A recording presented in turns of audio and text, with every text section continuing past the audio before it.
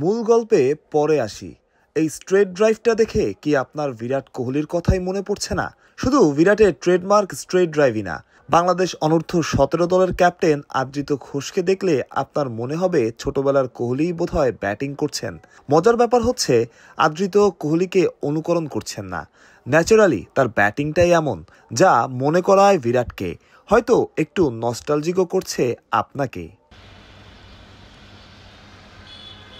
কোহলির মতো ব্যাট চালালেও আদ্রিত মূলত উইকেট কিপার। সাভার থেকে প্রতিদিন প্রায় 25 কিলোমিটার পথ পেরিয়ে আসতেন ধানমন্ডি ক্রিকেট একাডেমিতে। সেই ছোট্ট বয়স থেকেই সবার নজরে চলে আসেন আদ্রিত। বলতে বাধা নেই, শুধু ব্যাটিং স্টাইল না, রান তোলার দিক থেকেও আদ্রিত কোহলির মতোই ধারাবাহিক। নেতৃত্বগুণ, ব্যাটিং সবকিছু মিলিয়েই তাকে দেওয়া হয়েছে 17 না পেরোনো বাংলাদেশ দলের অধিনায়কত্ব। অনুশীলন থেকে মাঠ আপনাকে বারবার কোহলিকেই মনে করাবে আদ্রিত। যেভাবে অনুশীলনে ঠিক একইভাবে মাঠে, যেভাবে মাঠে ঠিক একইভাবে অনুশীলনে। ওই যে বলে না, ট্রিট টু ওয়াচ। বিরাটের ব্যাটিং দেখাটা যেমন ছিল, আছে বিরাট আনন্দের, ঠিক তেমনই। আসলে ওইভাবে ব্যাটিং করাটা আসলে ছোটোবেলার থেকে আমি ওই এরকম স্টাইলেই ব্যাটিং করতাম, হয়তো বিরাট কোহলির সাথে মিলে গেছে ওরকমভাবে কিছু। সো এরকম না যে আইডল, বাট হ্যাঁ ওনার ব্যাটিং এখন ফলো করি। কিন্তু আমার আইডল বলতে গেলে সচিন টেন্ডুলকার আমার আইডল ছিল, এখনও আছে।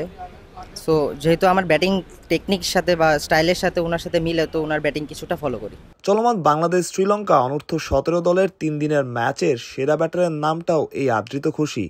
শুধু স্ট্রেট ড্রাইভ কিংবা অন্য শটের কথা দিয়ে বোঝানো হয়তো সম্ভব না, কোনো বল মিসের পর তার রিয়াকশনটাও ওই কোহলির মতোই। প্রশ্ন ছিল, ব্যাটিংটা কি তার খুব সহজ মনে হয়? না, ইজি বলতে ছোটোবেলার থেকে তো করতেছি, তো হয়ে গেছে ওরকমভাবে। হ্যান্ড কন্ডিশনও হয়ে গেছে, সো ইজি সবই। এখনও আদ্রিতর বয়স অনেক কম, কথাবার্তায়ও পরিপক্কতা আসেনি, সেটার প্রয়োজনও নাই। তবে এই আদ্রিত স্বপ্ন দেখায়। কে জানে অনূর্ধ্ব-17 দলের ক্যাপ্টেন ভবিষ্যতে কত দূর যাবেন, কে জানে কোহলির পথেই কিনা। আদ্রিতকে নিয়ে বোধহয় বিরাট স্বপ্ন দেখাই যায়। মাহরুষ প্রত্যয়, বিডি ক্রিক টাইম।